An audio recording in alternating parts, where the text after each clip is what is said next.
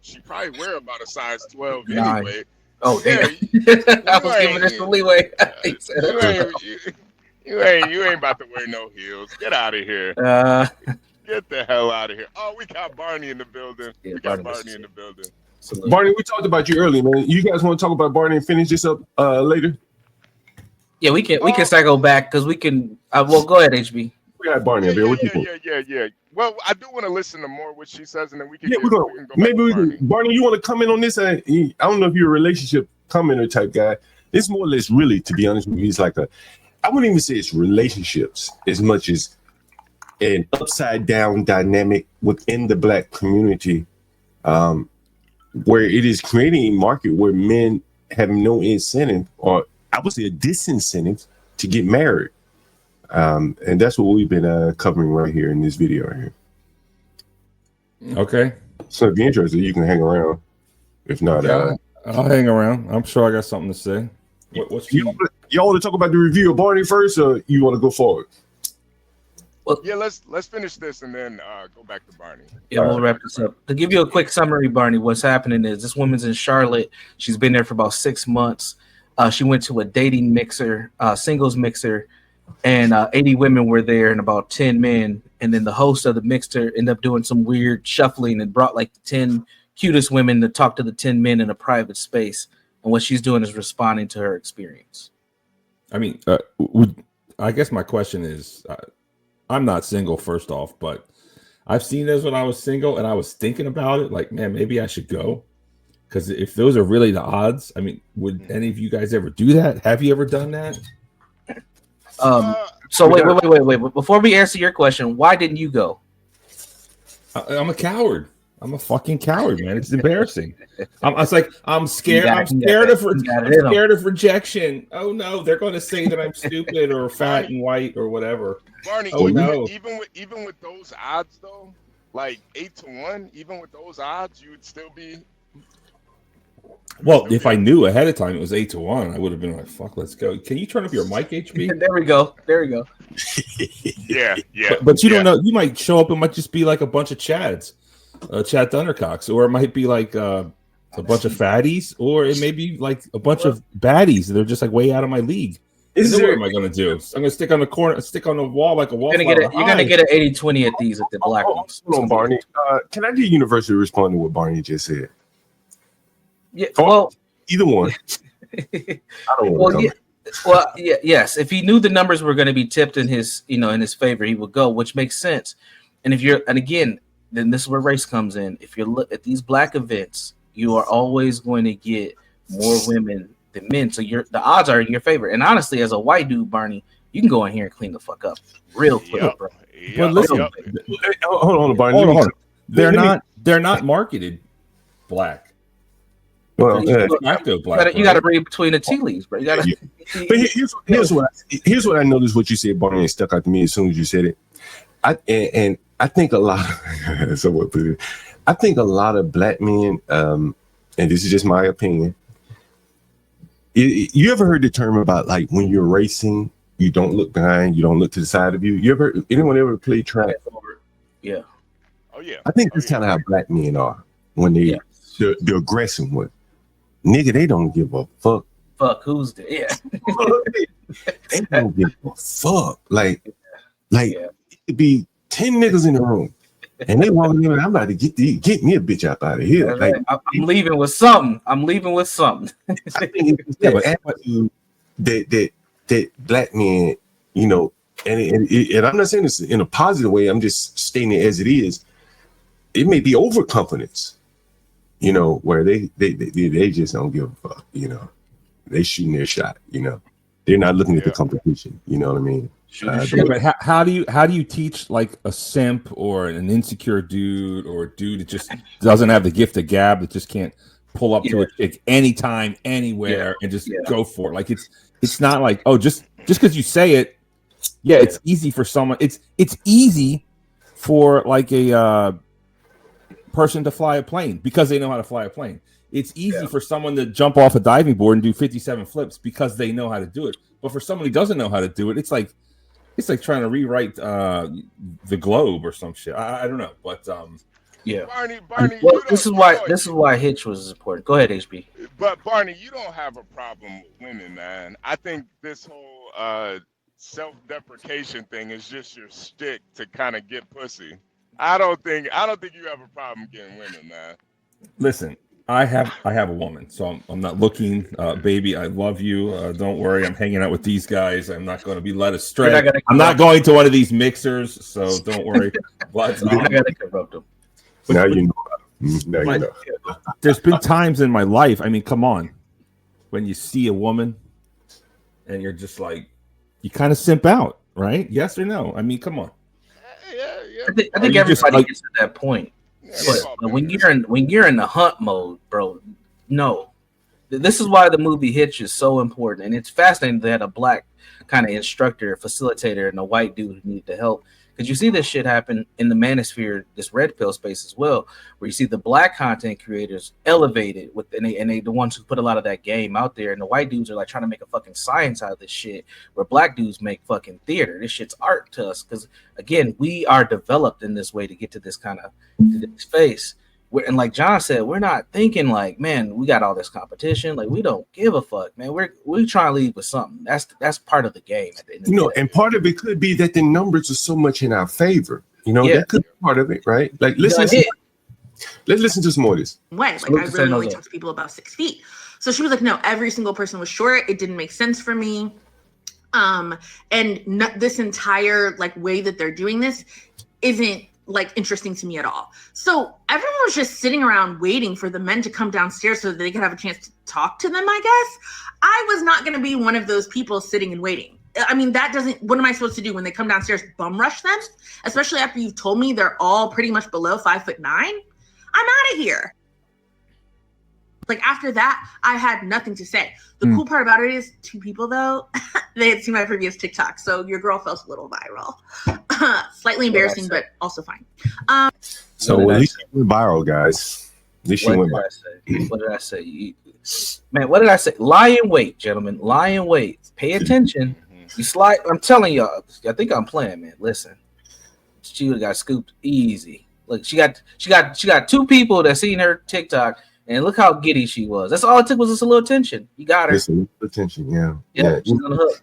It's sad in a way, that's not going to lead to anything more than likely, right? These are the guys playing the outside field like you, playing the outfield, catching her when she's at her loneliest and sprucing her home plate. Right, and then 6 months later, she be like, didn't work out, girl.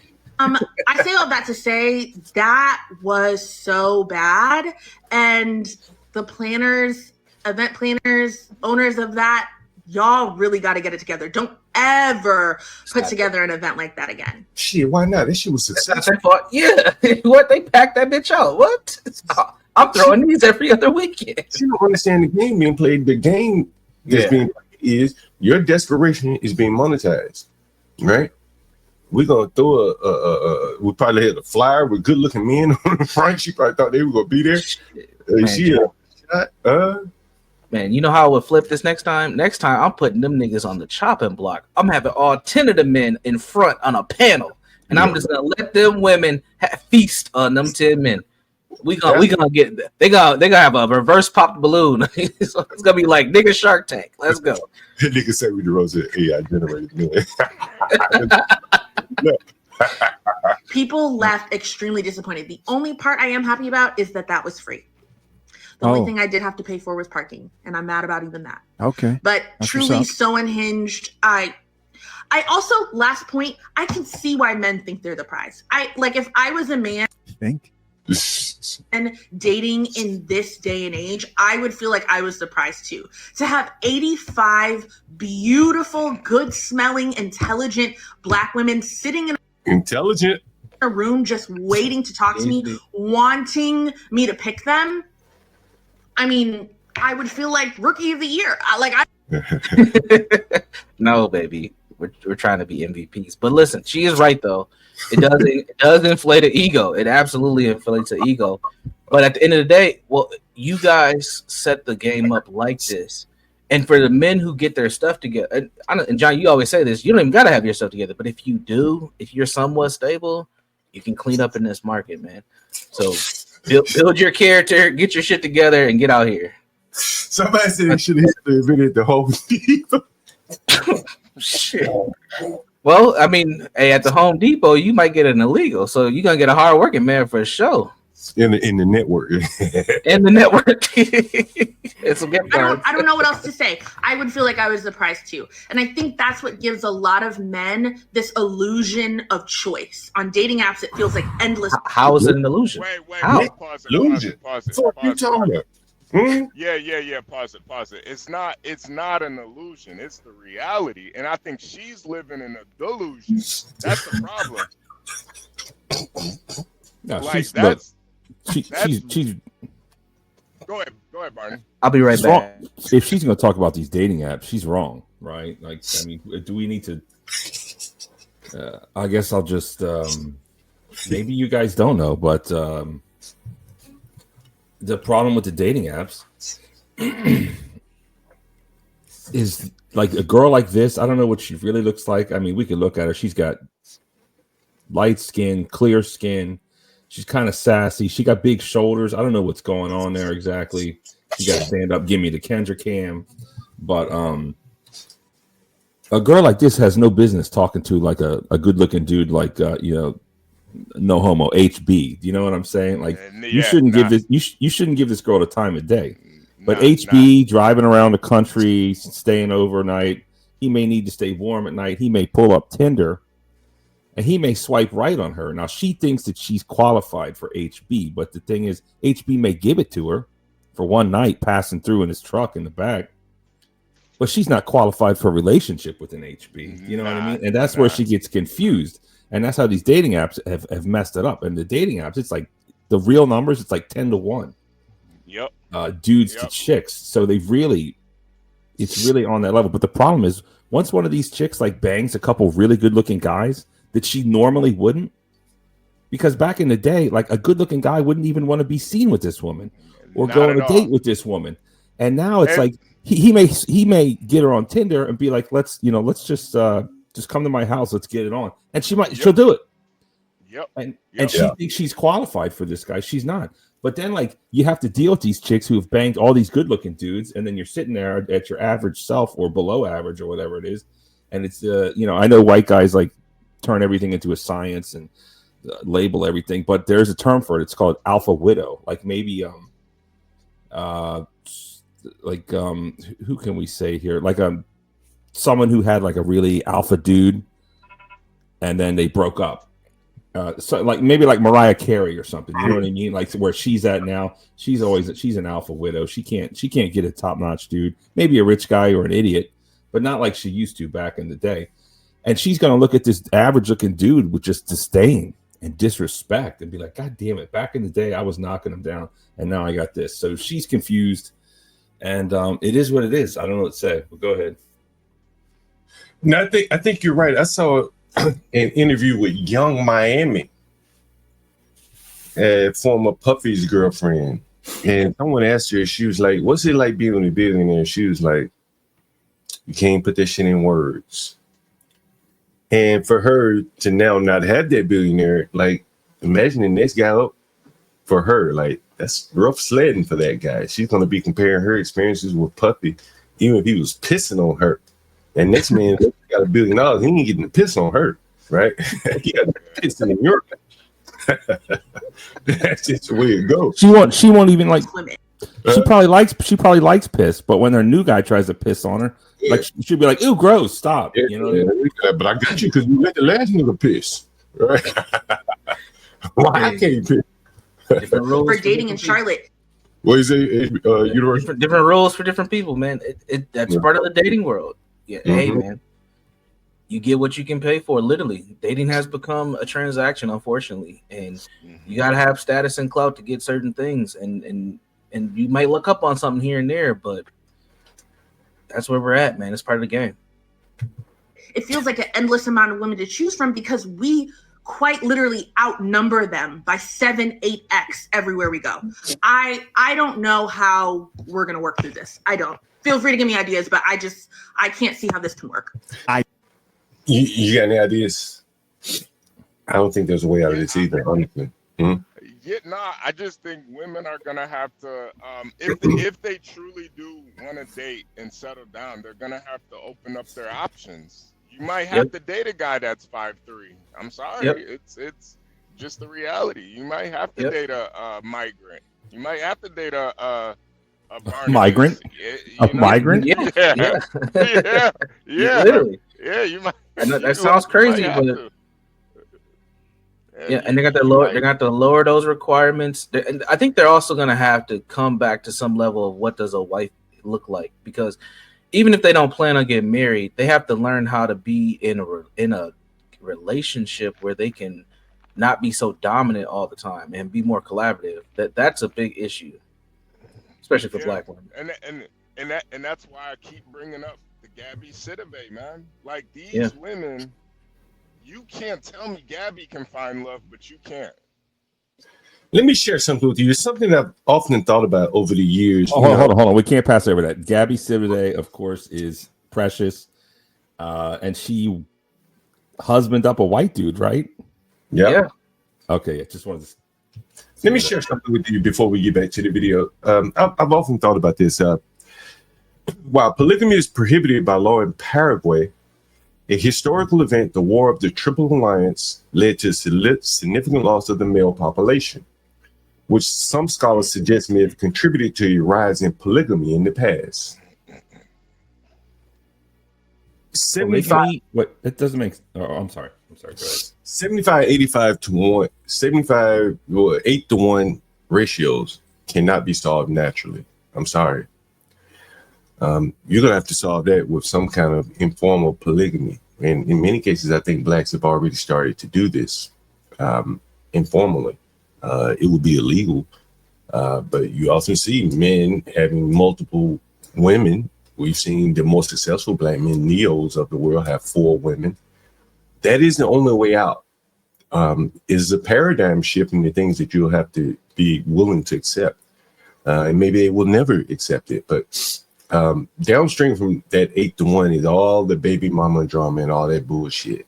You know what I'm saying? That's really what I believe, in my opinion. Yeah. And we'll play a little bit more of this. Ideas of how you, this bat's my fun man or to guys can fight with then the president on show. What's her name? I want to look at her Instagram. I want to see what she's working with. Check out this couple. He's at his wedding day, right there. It's time for him to kiss the bride. What does he do? They pull out a stool for him. He stands on the stool confidently, and he kisses his bride. Now, that's what he was saying. I never understood this shit because the truth is, my father's short, and he really is my father because my brother looks just like me. And this may sound gross, but I never realized that if I look at these old pictures of my mom, she was like really hot, respectfully. And I never realized how bad it was to be. I'm 5'11", so not short, not tall exactly, but I never realized how bad it was to be short as far as being a dude in the dating market until, like, I guess, I don't know, the internet, YouTube, and the red pill popped off. Yeah, I would say it's more of I was just more scared about me being fat and going bald. I was just so preoccupied with that. I didn't have time to hear people talking about being short, but it's a lot to look out for. You got to have a big cock. You got to not be short. Don't go bald. Make a lot of money. It's otherwise you got to put up with these sassy women, man. You got to put up with these sassy women, and it's tough. Yeah, you got to make 6 figures, have a 6-pack, have 6 inches from the ground. You need to be over 6 foot tall. That's what they want. And then if you add the Black women, you got to have a thug edge to you as well. You have a little edge, that is for sure. Let's see. Let me play some more of this video here. Just a hint. I'll be right back. I'm going to change my shirt, but I'll be listening. I'll be right back. Of almost half of women being single. I don't really really know why. I think that this is just my year Lord. of trying to do things that push me out of my comfort zone. They And all I am say a the same very thing. introverted, awkward type of person that does like flirting. I do like banter. I do like having good, stimulating conversation. And the last singles mixer I went to at this venue was pretty good. So I'm going by myself this time. I don't have my wing woman with me. And yeah, I think it'll. You think a wing woman got a man universe? It depends on the wing woman. Now, usually they have more than one wing woman, so I really want to see what her friend looks like. I will say her wing woman probably does look better than she does, though.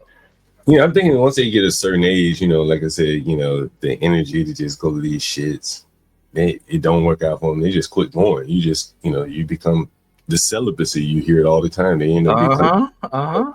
Yeah, that's the new thing. That's the new wave. I'm celibate until the right 6666 nigga shows up. I will give you guys an update if you want one, but I'm not going into this with the mindset of finding somebody or having like any serious connection. I just want to get out and talk to people and maybe learn something new and just have fun. You know, that the men aren't for anything submissive. You guys who with a lot of these chicks don't want to compete over a man. That's a big part of the problem, right? They don't want to go and compete when you're going to compete. I have a whole think piece once I get home. All right, so this is her after. But this is not a competition, bro. No. No. It is, but it isn't, right? It is, but it is. I mean, it's who's winning? The niggas are winning. The men, the men are winning. Competing to the extent, they may have to take the second one, the one that he really want. But the women, they're just being chosen, right? They're not competing here in reality, right? You show up. Hey, John, I think the only competition is the competition women have with themselves. True. Like they're not really competing with other women. They're just, there's guys like all different types of women. So it's not like that's really the issue. It's just like attitude problems that are the issue with a lot of these women. Yeah, I definitely agree. Like, I mean, all of them have gone in saying they didn't want to go, went by themselves, probably didn't have much confidence going in. Again, it's easy picking for men that may want to add another one to his roster. Like, hey, John, like even that first woman, like her attitude even before she walked in there was shit. Yeah, what type of man was to deal with that? Right. And that's not a competitive mindset either. Like, that's what I'm saying. These people are not competing. The men, maybe they're competing for the best one out of the lot. But these women aren't competing with competitive attitudes. They all want to be treated like princesses. That's the problem. And every other element of their lives, they are dominant women. But when it comes to mate selection, they want to have the princess effect, and it doesn't work. It doesn't work. It's definitely not working. Let's listen to a little bit more. She came back from the mixer. It didn't go well. It actually was kind of catastrophic for me. I will tell you why. I learned that I am just not competitive enough to go to these singles mixers. Damn. See? She knew that before she went, but it just was confirmation bias. Damn. Let's look at her. I mean, let's talk about her. I know she's got a gap in her teeth, and I know she's overweight, but respectfully, she's kind of cute. She's not bad. Got a real cute nose, big old eyes, clear skin. If a woman like that, of course, ladies, stop sliding into my DMs. I'm not interested. But if I was single and this woman could come at me in a pleasant way or just carry a conversation with me, that's all it really takes, man. Just be kind of cute and just be able to have a conversation so I don't feel like I'm trying to leave, and don't be crazy. It doesn't take that much, I think. So there's that. But there's one other thing I wanted to mention that never gets talked about, I think. Not to send it off track, but I think most dudes and all people really do just want like one person. I know that may sound crazy, but and look at John's eyes get all big. But when like if you think of like the the baddest woman you could think of. I don't know, maybe it's like a celebrity crush, or maybe you imagine someone, or maybe you've seen a picture. If the prettiest woman came to you and acted right, and she didn't have all these other problems, and you knew she was going to be down, ride or die for you. I mean, like, I think any dude would want to wife that up, even if you're John or HB or anyone else. Like, I mean, if you're like a super top dude and these 10s are just throwing themselves at you, like, yeah, maybe you might have some side action, but the truth is, I hate when women say, "Oh, when women say I'm not looking for someone, they desperately want something." You know what I mean? And I don't believe it. And when dudes say it, it's like, I bet if the right woman came around, whoever it is, Megan Fox or young Beyonce or whatever it is, I don't know. I think you'd change your tune, and I think you'd wipe that shit up in a minute if you could have like some assurances, some security guarantees, so to speak, that woman would not turn around. I just wanted to say that, but take it away, fellas. Possibly, but in this market, why? There's no incentive. There's no incentive in this market. Please. You don't think there's no incentive to have a good woman next to you every day, waking up, rubbing your back how you like it? Let's have a coffee in the morning, bro. Come on. I'm not opposed. I'm not opposed to it, but what I'm saying is, John, you can have 3 of them. John, you can have 3 doing the same thing. One of them. I mean, come on. I'm gonna tell you a question. I'm gonna tell you this. I told this story the other day. A good friend of mine was telling me a story about a friend of his, 120 million up, rich man, 120 million, 70 something years old. The wife just saying, "I don't want to do this anymore." He wasn't cheating. She just didn't want to do it anymore. And no amount of money could bring her back in. He sent her, he wired her $1 million. She still wanted to go. They were there together for a long, long time, and then she just wanted to go. Yeah, these are people, man. People are different. They change. You could be headed down the same path together, and then at some point you hit a fork in the road. And for men, a lot of times, that can be devastating because men very rarely ask for a divorce. It's typically the women. And, in this guy's situation, he was distraught. Like, she wants to leave. I'm 70 years old. He wired her $1 million. She didn't call him and say thank you. And she moved out of a mansion into the backyard of someone's house in a bungalow. She really wanted to leave that man, and nothing mattered. Right? And here he is, all vulnerable, and she's plotting behind his back, calling lawyers and shit like that. I don't know. They lose faith, man. They lose hope. They lose faith. These women. And don't forget, like, you date a woman for a long time, you got to deal with their period every month. And then when you're finally done with their period, you got to go through menopause. That's like a whole other thing. It's like never ending. It's these hormones, man. These hormones control these women. That's why women shouldn't be leaders. Straight up. Facts. Right? I don't want them to be leaders. And I'm not ashamed to say that. I've worked for some good women leaders, but no thanks. Right? You got to catch them at the right time. What's the moon look like today? Make sure she's in some kind of Menses kind of a state of mind. I mean, it's out of control, but it's a shame that people get divorced. Of course, I'm divorced, but it happens. It happens, and these people getting divorced late in life, that shit makes no sense. I think maybe these women just feel like, I don't know, trapped, or I don't know how that works exactly. Bro, we were talking to Sweet Auntie, and as men, we probably don't understand like the inner workings of a woman's mind. But Sweet Auntie was like, she's gonna go ahead and get her some young man, a stud. You HB, you remember that Universal? Yeah. Salute to Sweet Auntie. What? She drowned up, baby. All she gotta do is put some Vaseline on it, John. It's that is some Crisco. Sweet Auntie like, yeah, that's what she wants. That's probably like, bro, you can't even think like a woman. Women can't think like men.